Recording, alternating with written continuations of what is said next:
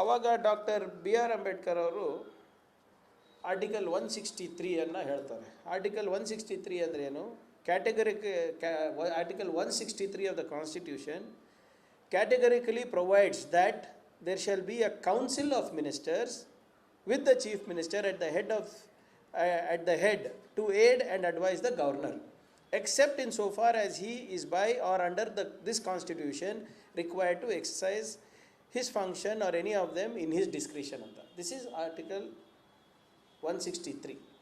ಈ ಆರ್ಟಿಕಲ್ ಅಂಡರೆ ನಾವು ಕೂಡ ಹಿಂದಿನ ಕ್ಯಾಬಿನೆಟ್ನಲ್ಲಿ ಮಾನ್ಯ ರಾಜ್ಯಪಾಲರಿಗೆ ಕೆಲವು ಸಜೆಷನ್ಸನ್ನು ನಾವು ನೀಡಿದ್ದೇವೆ. ಡಾಕ್ಟರ್ ಬಿ ಆರ್ ಅಂಬೇಡ್ಕರ್ ಅವ್ರು ಏನು ಹೇಳ್ತಾರೆ? What is the role of the president or the governor? ಅವ್ರು ಹೇಳ್ತಾರೆ, the drafting committee felt as everybody in this house knows that the governor is not to have any kind of functions, to have a familiar phraseology, no functions which he is required to discharge either in his discretion or in his individual judgment. According to the principles of the new constitution, he is required to follow the advice of his ministry in all matters. ಅಂದರೆ ಏನು council of ministers ಇದ್ದಾರೆ ಅವರ ಸಲಹೆಗಳನ್ನು ಪಡಿಬೇಕು. His advice, the council of ministers aid and advice ತಗೋಬೇಕು ಅಂತ ಇದೆ. ಮುಂದುವರೆದು ಹೇಳ್ತಾರೆ, his place in the administration is that of a ceremonial device on a seal by which the nation's decisions are made known. The president of the Indian union will be generally bound by the advice of his ministers.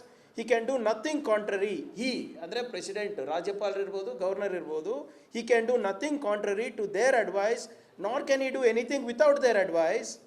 The president of the United States can dismiss any secretary at any time. The president of the Indian Union has no power to do so as long as his ministers command a majority in parliament. In governor's case, assembly. ಅಂದರೆ ನಮ್ಮದು ವ್ಯವಸ್ಥೆ United States ಥರ ಇಲ್ಲ, ನಮ್ಮದಾದಂಥ ಒಂದು ಸಂವಿಧಾನ ಇದೆ.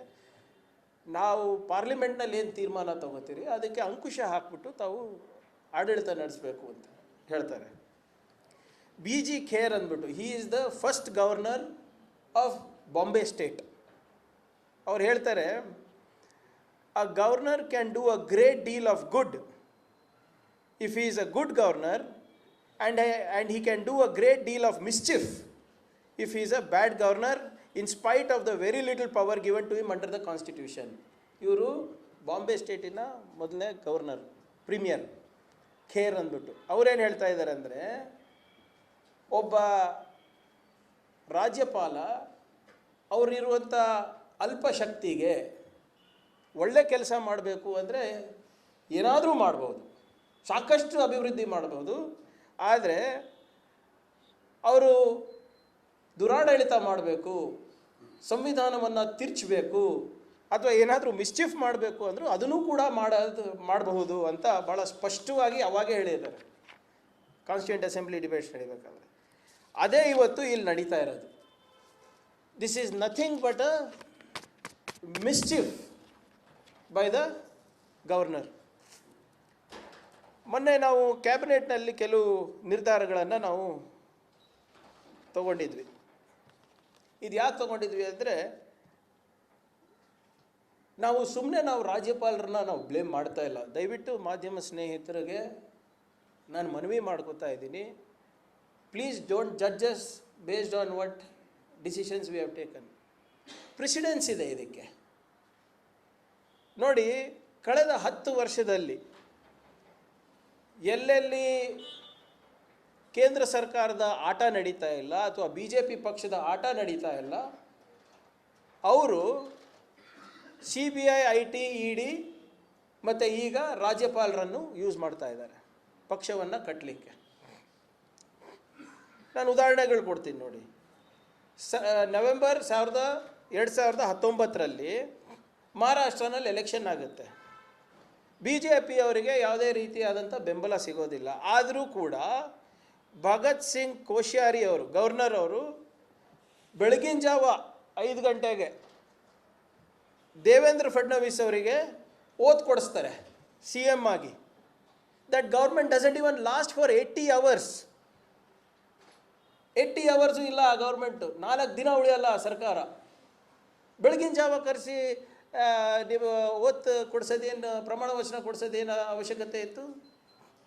ಮತ್ತು ಆದಮೇಲೆ ಏನು ಆಟ ಆಡ್ತಾರಂದರೆ, ಉದ್ಧವ್ ಠಾಕ್ರೆ ಅವ್ರು CM ಆದಮೇಲೆ ಲೆಜಿಸ್ಲೇಟಿವ್ ಕೌನ್ಸಿಲಿಗೆ ಅವ್ರು ಎಲೆಕ್ಟ್ ಆಗಬೇಕು. ಇಟ್ಸ್ ಎನಿ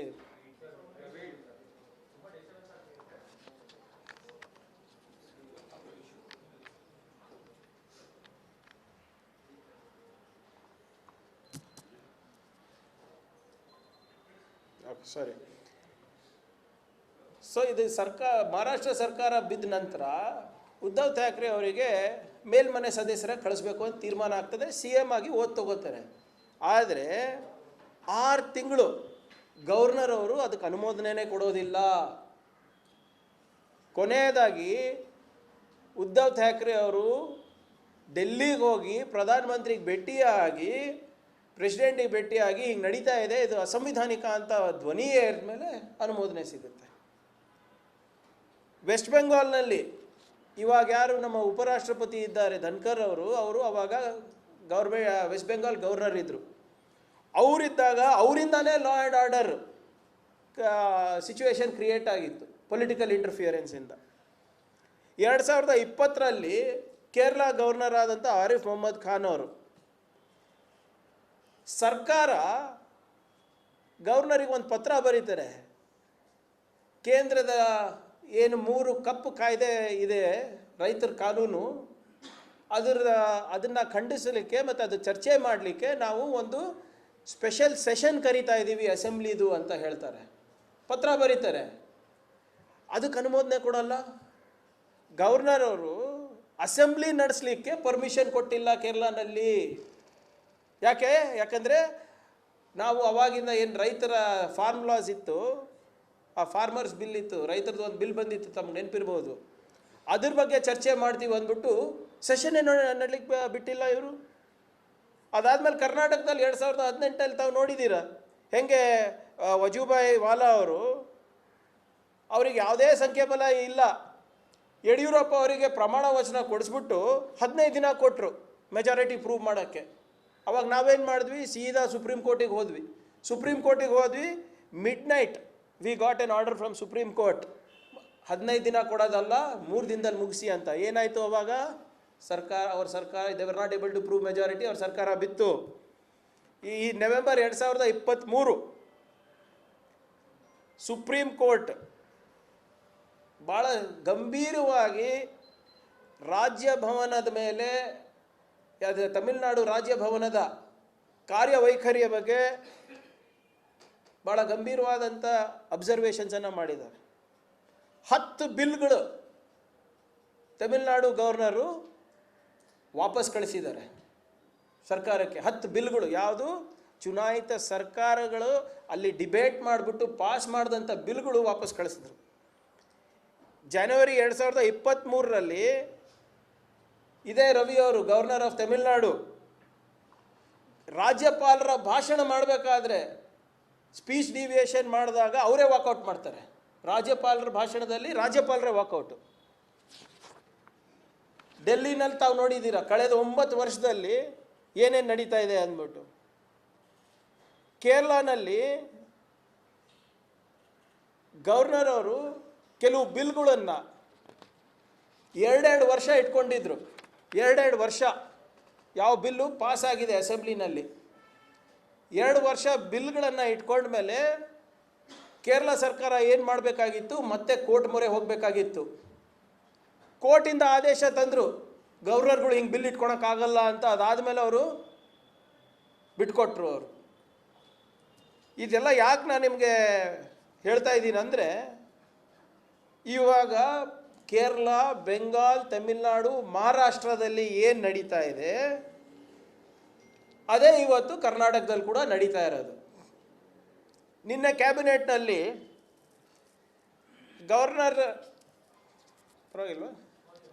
ಗವರ್ನರ್ ಅವರ ಪರ್ಮಿಷನ್ ಟು ಪ್ರಾಸಿಕ್ಯೂಷನ್ ಪರ್ಮಿಷನ್ ಬಗ್ಗೆ ನಾವು ಕೆಲವು ನಿರ್ಧಾರಗಳನ್ನು ನಾವು ಮಾಡಿದ್ವಿ. ಉಪಮುಖ್ಯಮಂತ್ರಿಗಳು ಅದ್ರ ಬಗ್ಗೆ ತಮಗೆ ಬ್ರೀಫ್ ಮಾಡಿದ್ರು. ಕೆಲವು ನಿರ್ಧಾರಗಳನ್ನು ನಾನು ನಿಮ್ಗೆ ಹೇಳಲಿಕ್ಕೆ ಬಯಸ್ತಾ ಇದ್ದೀನಿ. ಒಂದನೇದು, ಶರತ್ ಅವರು ಹೇಳ್ದಂಗೆ ಕ್ಯಾಬಿನೆಟ್ಟು ಮತ್ತು ಇಡೀ ಸರ್ಕಾರ ಮತ್ತು ನಮ್ಮ ಜನ ಮತ್ತು ನಮ್ಮ ಕೇಡರ್ಸು ಮತ್ತು ಕನ್ನಡಿಗರು ಎಲ್ಲರೂ ಕೂಡ